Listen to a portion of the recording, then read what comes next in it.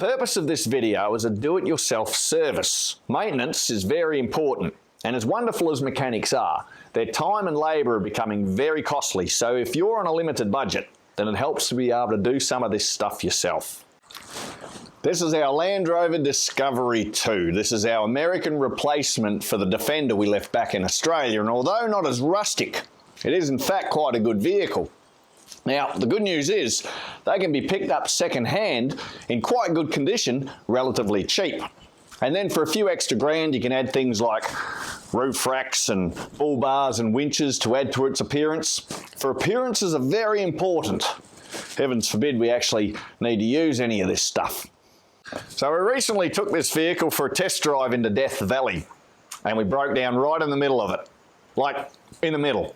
If we were a little bit one way, a little bit the other, we would have been closer to somewhere, but no, right in the middle.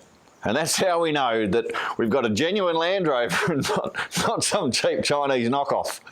So here in the States, we've sourced our parts from a company called Atlantic British. I've found them to have a comprehensive selection, and if you're worried about getting the wrong stuff, you can just call them up and they're very helpful. So a great resource I'm using is this book on maintenance and upgrades from an author called Ralph. So if the following procedure goes astray, we can blame him.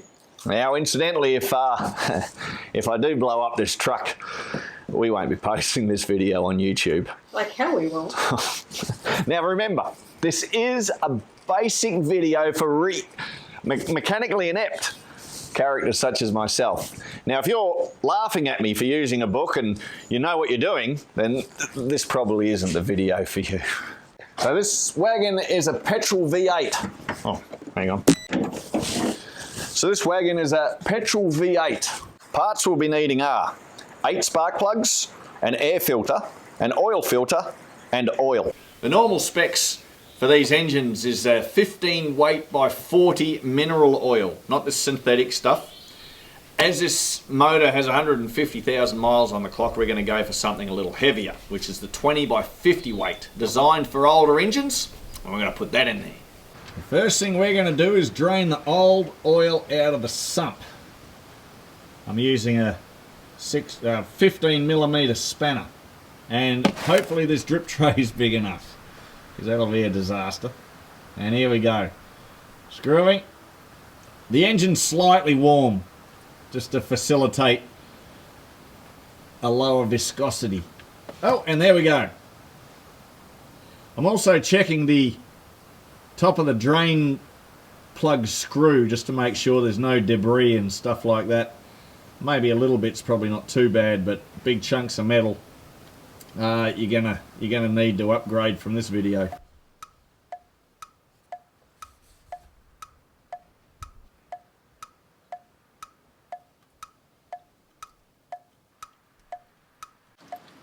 I think I got the right plug.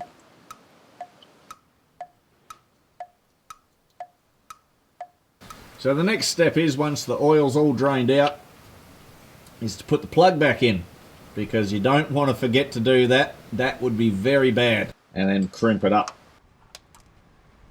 The next step is to fill the sump with fresh, clean oil. Careful not to overfill. Incidentally, I have disconnected the battery. That's probably not necessary, but it's just a safety thing working on engines. Here we go. So the question remains about the oil filter. When are we going to change that? Now, our friend Ralph in his book says that that's best to be done after we've done what we're doing now.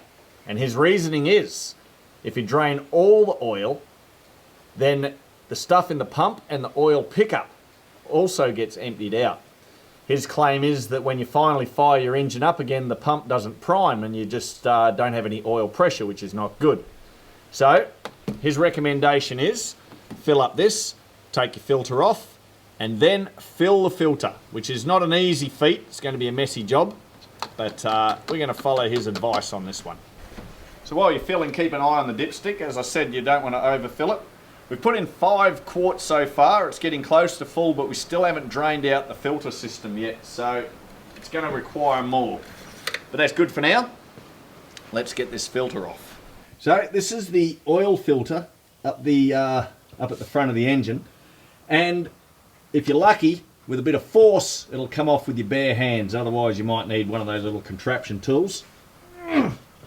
And if you're a little dyslexic like me, then it's righty-tighty, lefty-loosey.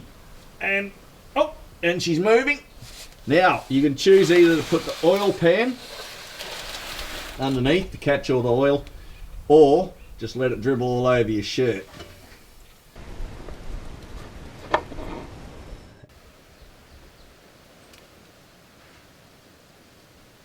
The old oil filter come off painlessly, and it's a little messy job. It's about now, with your hands pre-lubed, you can offer free massages to young women. Wilms!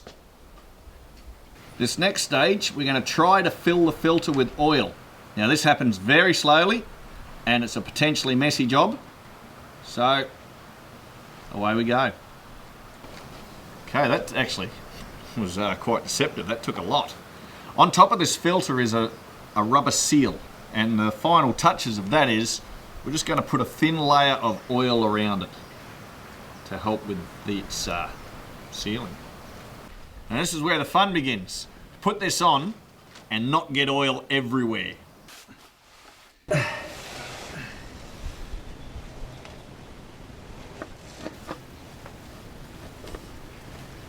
I'm just going to do the filter up hand tight. As tight as I can, but you want to be able to get them off.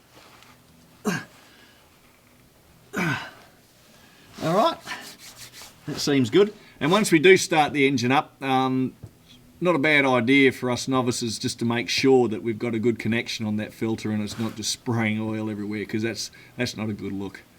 Now that the oil's mostly done, it's time to replace the air cleaner and get these pipes out of the way so we can get at the spark plugs. So we've got these two clips here.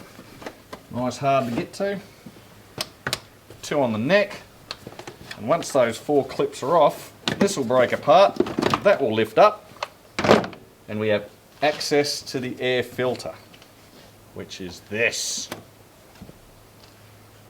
So this is a new air cleaner that looks very much like the old one, just a lot cleaner. So, the fins, they go down, and the orange rim up, and it slots in nice and snug like that.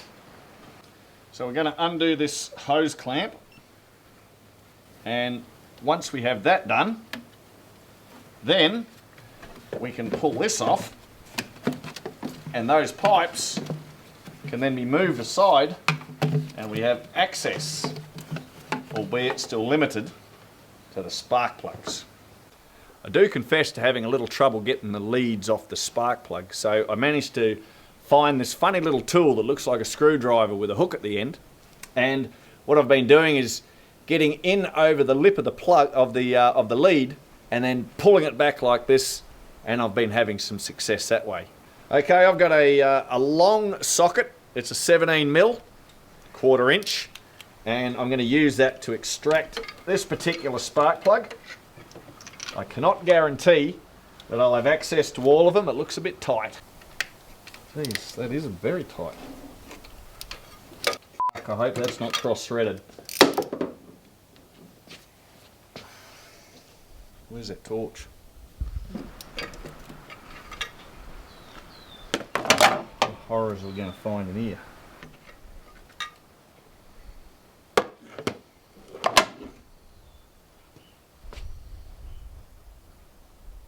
Right, with the old plug out, I'm going to put the new plug in. I do feel that it's a good idea to spend a little money on a good quality plug. And the manual says to put a little copper grease on the thread to help with future extraction. I don't have any, so it's just going to go in as it is. But when it does go in, be very careful not to cross-thread it. It's very hard, limited access, but you just got to take your time and go slow. And don't over-tighten it. Just very gentle, and then a final little crimp at the end, nothing too serious. Now as you're doing this little job, make sure that you do the spark plugs one at a time. Take the old one out, put a new one in, and then put the cap back on. You don't just want to have wires hanging everywhere, because then you'll get confused as to what goes where, and that's going to be bad. The timing of the vehicle is very important. You don't want to screw that up. The spark plugs are all back in. It was a lot more painful than I'd have you know. To finish the job, we're going to reassemble this contraption, the air intakes, into these hooks. Fasten that down. And this funnels in there. That reattaches there. Locked. Got to make sure all this is sealed nicely.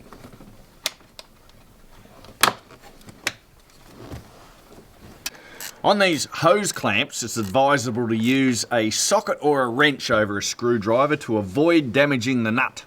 I'm just checking to see if there's any tools left in the engine bay. I'm going to fire the engine up, let oil flow through the system, shut it down, come back a few minutes later and check the oil level, and we're done.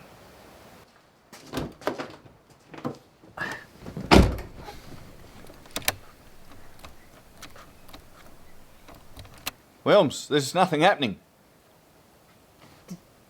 Did you reconnect the battery? Ah, bugger.